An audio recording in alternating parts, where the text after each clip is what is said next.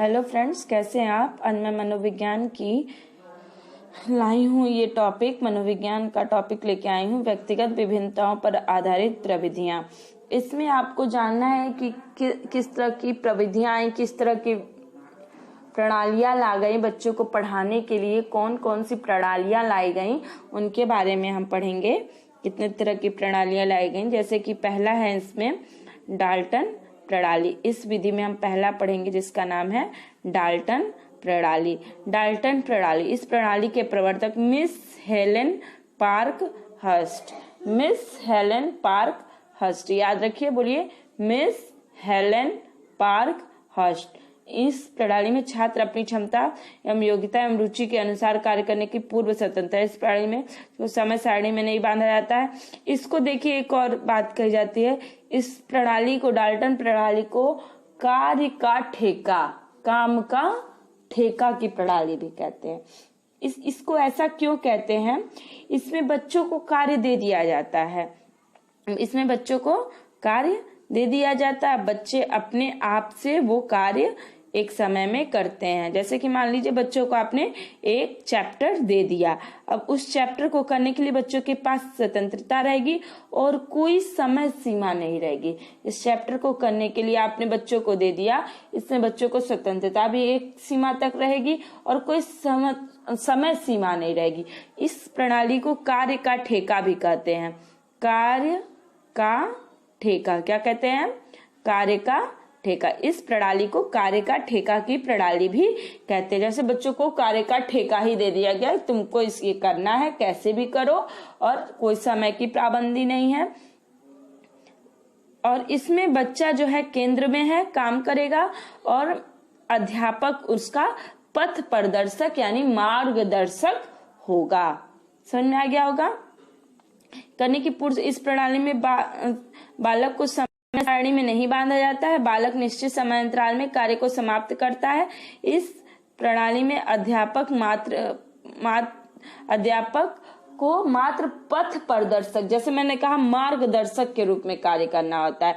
किसी भी प्रणाली में बालक को समय सारणी में नहीं कि पहली बेल, जैसे हम लोग चलाते हैं ना, पहली बेल, दूसरी बेल, इस दिन ये दिन, नहीं। आपको 10 दिन का समय मिल गया, आपको एक चैप्टर मिल गया, बच्चे को एक चैप्टर देना है, 10 दिन का समय देना।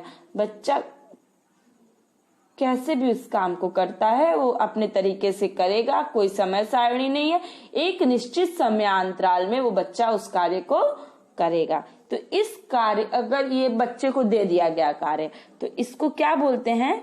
कार्य का ठेका बोलते हैं। क्या बोलते हैं? क्या बोलते हैं इसको? कार्य का ठेका। इसमें बच्चों को क्या कर दिया जाता है? कार्य का ठेका दे दिया जाता है, तो इसको कार्य का ठेका दे दिया जाता है, तो कार्य का ठेका विधि भी कहते हैं। और इसके, चलिए बताइए, इसके प्रवर्तक कौन है? Miss Helen Parkhurst. Parkhurst भी कहते हैं या हेलेन विधि भी कहते हैं, हेलेन भी कहते हैं या मिस हेलेन पार्क हर्स्ट भी बोलते हैं। और इस विधि को डाल्टन प्रणाली कहते हैं। चलिए, एक विनेटिका प्रणाली। इसके प्रवर्तक कार्लटन वासवर्न थे और इन्होंने योजना में बालक को कार्य करने की पूर्ण स्वतंत्रता होती है। इसमें बालक को पाठ्यक्रम को छोटे छोटे यूनिट में बांट दिया जाता है, भाग में विभाजित कर दिया जाता है। छात्र एक इकाई से दूसरी इकाई को पढ़ता है। इस प्रणाली को का अध्यापक पथ प्रदर्शक होता है। अब इसमें क्या है, जैसे आपने बच्चे के लिए एक चैप्टर को 5 भागों में विभाजित कर दिया, 1 2 3 4 5 विभागों। अब एक भाग दिए, जब एक भाग बच्चा कर लेगा तब वो दूसरे भाग को करेगा, जब वो दूसरा भाग कर लेगा तब तीसरे भाग को करेगा। तो इसमें चैप्टर को छोटे छोटे इकाइयों में विभाजित कर दिया जाता है और यूनिट में विभाजित कर दिया जाता है और उसके बाद बच्चों को करने के लिए कहा जाता है। इस प्रणाली में भी छात्र काम को करता है और अध्यापक उसका पथ प्रदर्शक होता है। अभिक्रमित अनुदेशन प्रणाली, ये बहुत समझ जाइएगा, ये बहुत इंपॉर्टेंट प्रणाली है। इसके कौन है? BF Skinner. जैसा आप क्रिया प्रसूत प्रणाली के बारे में जानते हैं, क्रिया प्रसूत अनुबंधन का सिद्धांत, स्किनर का जो सिद्धांत था ये उसी का है, क्रिया अभिक्रमित अनुदेशन प्रणाली। इसके बारे में समझ लीजिए क्या है ये। क्रमित अनुदेशन प्रणाली को मैं बता रही हूँ।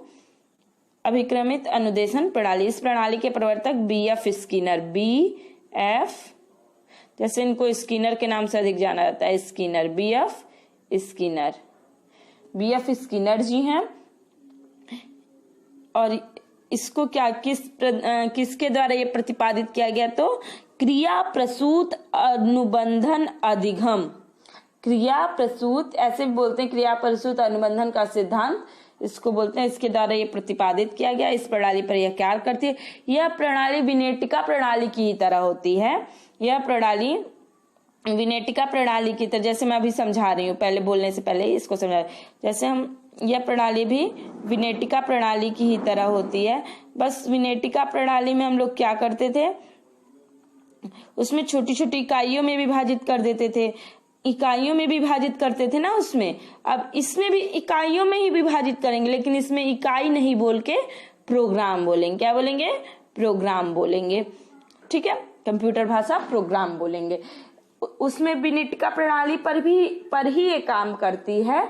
विनेटिका प्रणाली में हम क्या करते थे, एक चैप्टर को छोटी छोटी इकाइयों में विभाजित कर देते थे और उसको इकाई बोलते थे, यूनिट बोलते थे। और यहाँ पे इकाई नहीं बोल के हम क्या बोल रहे हैं, प्रोग्राम बोल रहे हैं। यहाँ पे इकाई नहीं बोल करके हम क्या बोल रहे हैं, प्रोग्राम बोल रहे हैं। फिर से एक बार बता रही हूँ, किसकी तरह ये काम करती है, विनेटिका की ही तरह काम करती है। और इसमें क्या करते, क्रिया प्रसूत अनुबंधन के सिद्धांत पे काम करती है। इसमें प्रोग्राम बोलते हैं, छोटे छोटे में विभाजित कर देते हैं, प्रोग्राम बोलते हैं, ठीक है, प्रोग्राम। चलिए आगे चलते हैं। इसे पुनर्बलन दिया जाता है। अब इसमें काम कर लेगा बच्चा तो क्या होगा, बच्चे का फीडबैक दिया जाएगा और इससे बच्चों को क्या होगा, पुनर्बलन मिलेगा।